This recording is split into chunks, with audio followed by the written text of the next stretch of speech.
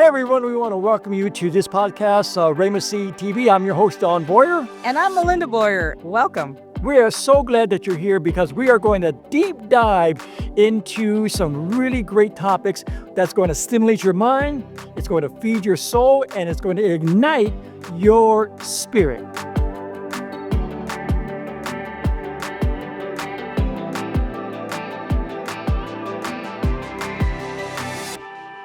A lot of people play a lot of games. Especially the blame game. Right. The blame game. As kids, we probably all grew up playing Monopoly. We played Sorry. We played all kinds of different games. But one game that everybody participates in is the blame game. Well, I think it keeps everybody, who did what, when, Well, it's a lot easier to pass the buck. I'll tell you that. This Right. is true. This is true. So what we want to look at today is, really, where did the blame game start? In Genesis 3:13, it says, "Then the Lord asked the woman, 'What have you done?' 'The serpent deceived me,' she replied. 'That's why I ate it.'" So she blamed the serpent.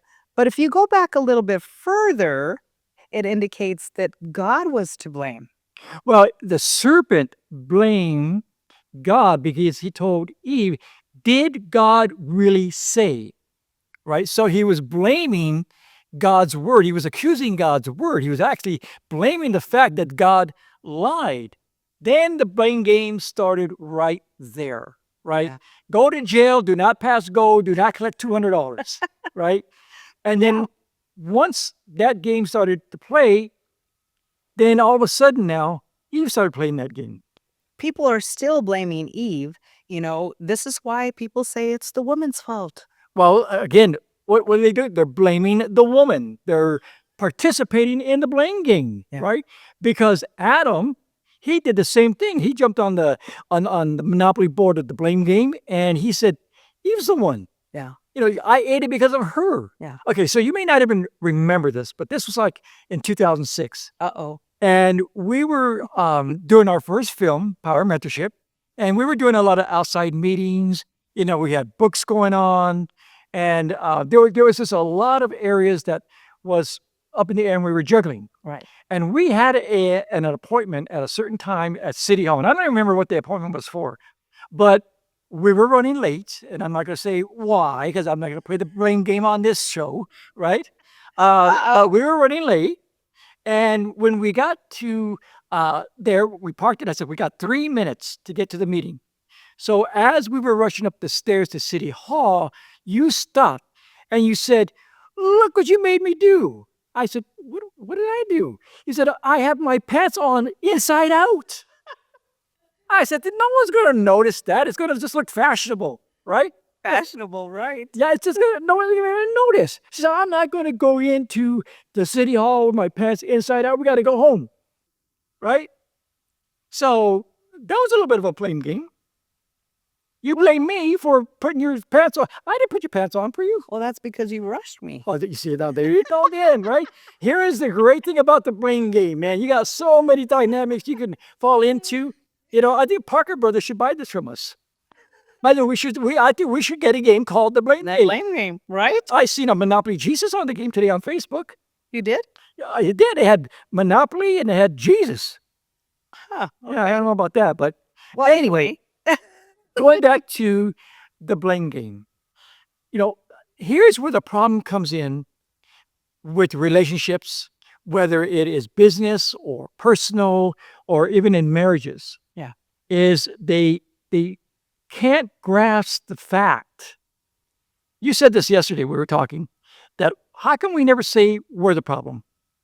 I mean, if we just stop for just a minute to understand that instead of blaming somebody else, why aren't we the problem? It's, for instance, here I put my pants inside out, right? Well, if I would have been paying attention, I wouldn't have done that. I agree with you 100%. So I take full responsibility for that. 18 years later. 18 years later, yes. But, I think people just don't take the time. They don't take the time to realize that what we're saying and what we're speaking and what we're doing in our lives, it really comes down to us taking responsibility. Because it's so much easier to blame other people, Right. right? And we don't want to ever admit that we could possibly be part of the equation when things go wrong Or the problem. or the problem, right? But if you even watch children, look at children. Who taught them how to play the blame game? They're experts at it. Right. Oh, yeah. They're always blaming their siblings on that. Mhm. So when we deep dive into this, not only are we programmed as a society to blame other people, but I believe it's in our DNA. I believe part of that is genetic from the garden, where it's automatically put into our DNA and passed through our genes, that we don't want to take responsibility for our actions, and we want to blame it on other people, and we even blame it on God. But you know what I found really interesting? I found another verse in Genesis 45:5 where Joseph said, "But don't be upset and don't be angry with yourselves for selling me to this place. It was God who sent me here ahead to preserve your lives." See, he didn't do the blame game. No, you're right, and that's a really good point. Yeah. And he had every opportunity, Right. right? Every opportunity to hold that against his brothers, Yeah. right? Yeah. And I found that really interesting because he didn't blame God. He didn't blame his brothers. He knew that what had happened to him and where he was going. And let me ask you this. Do you think maybe he perceived this to say this is an opportunity for me to help people? And I think that's another avenue where people think instead of blaming somebody, is it an opportunity for us to really realize where we're at maybe in our lives at that time? Well, we need to put on the mindset of Joseph, because just think about this. So here he is, his father gives him a coat of many colors because he was his father's favorite son. Now he gets that taken away from him, and then he's thrown in the pit. So what is he thinking down in the pit, right? He could be blaming his brothers. He could be blaming a lot of things, but I think his mindset was different. Well, do you think maybe it came from his father because his father really had a lot of aspirations for him, because he favored him. Yeah, a lot of dreams, a lot of Yeah. hopes for him. Yeah. But if you watch Joseph's life, that mindset carried on to when he was in Potiphar's house. And so Potiphar puts him in charge of his house. God begins to bless Potiphar's house, and he begins to prosper in his business. And then the Bible said that Joseph was a very good-looking young man, very well built. Right. So Potiphar's wife, right, sort of look at him in a different way, right? And then falsely accuse him. Now Joseph ends up in prison for something that he didn't do. Right. What was his mindset there? He still had that mindset that I'm on my way to the palace. Yeah. And even when he was in prison, he prospered there. Yeah. And I think a lot of that had to do was because he did not partake. He refused to be a participant in the blame game. Yeah.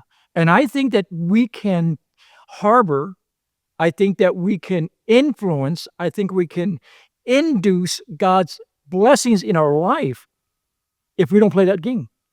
Yeah. I think that's really important, because when people put that blame on somebody, it's almost a strike, right? It is a strike. Yeah, it is that area of almost cursing them, Right. putting a curse on them. Right. It's your fault. This is the reason why. And, a lot of people, when they're going through things, they'll look and blame God. And let me tell you something. God is never the problem. He is always the solution. You need to write that down. You need to put that on a piece of paper and put it in your bathroom where you see that every morning and realize that God is not the problem. He is always the solution. So, people will be believing God for deliverance. Right. And then it's not happening like they think that it should or as fast. And then they start blaming God. God, I've been faithful to church. I've been faithful doing this. So how come it hasn't come? They're blaming God. Or someone blaming God for divine healing. And healing's not coming right away. But they said, I'm confessing the word. I'm standing on his word. I'm believing it. I'm faithful. All these years, God, why hasn't my healing manifest, right? And really, why are you talking to God about that? Because he's not your problem. Yeah. He's not the one that's holding up the healing. Yeah. He's not the one that's holding up the deliverance, Right. right? The enemy, the devil's got people turned that around. Yeah. It's the devil that's the enemy. Yeah. So we need to be talking about to the devil. Yeah. And to Satan and telling him to take his hands off of our healing, off of our deliverance, because God is the solution. He's never the problem. Yeah. I'm preaching myself happy here. How about you? Well, it's really interesting because I find it that because people blame God so much, and when you have that free will, it's you making those choices. It's not Always. God, Yeah, right? always. So when you make those choices, you can't blame anybody else for those choices that whether you or me or the kids or anybody go and do. And it's not God making them do that. It's their free will. Yeah. Right? But when they come back and they say, well, somebody made me drink last night, or somebody made me do those drugs last night. No, you did it yourself because you chose to do that. I'm going to tell you something. Flip Wilson back in the 70s, he's got the trademark on the devil made me do it. So you can't use that one today, okay? So just forget about it. But you're right. Yeah. It was we made that choice ourselves. Yeah. Right? Yeah. And that's what really grace and mercy is all about. Hebrews tells us that we have a high priest that understands our weaknesses, our infirmities.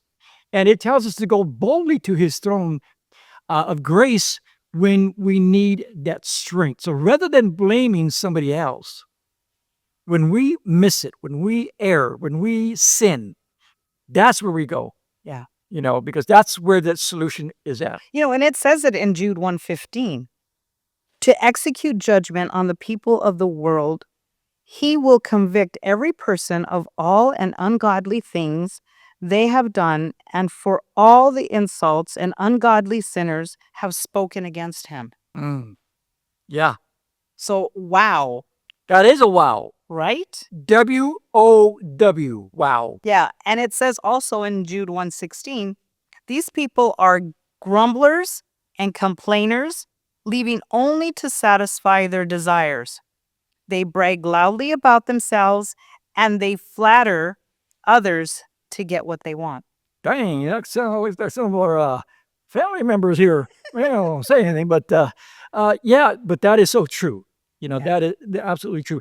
When we did the film, Beyond Physical Life, and by the way, if you have not seen that film, Beyond Physical Life, go to Amazon Prime, because it will be a blessing to you, and you'll begin to see some real revelations revealed that what happens when we leave this physical earth. Yeah. But in that film, I talked about my brother Brian, who died when he was 38 years old. Right. And it was really interesting because Brian was a, quote, self-proclaimed atheist, right?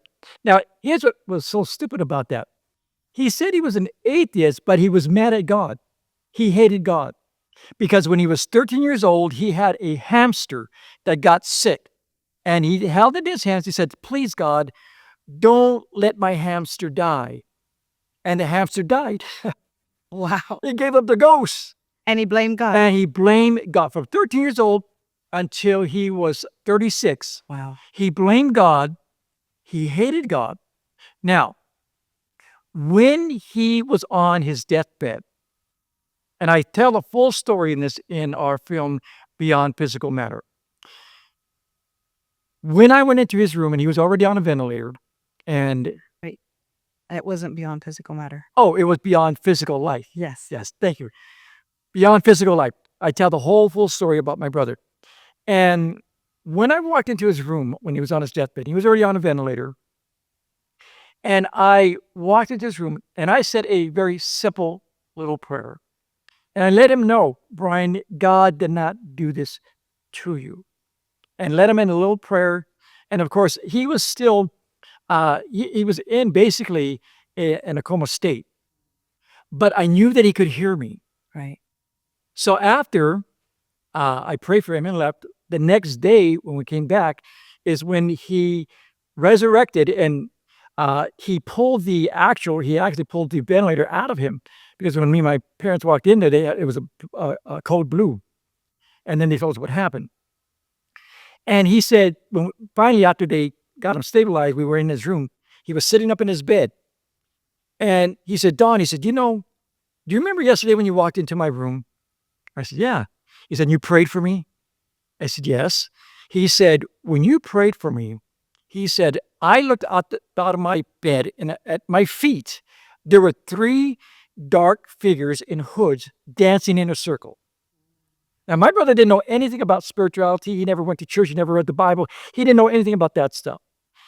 He said, there was 3 black figures dancing around in a circle at the foot of my bed.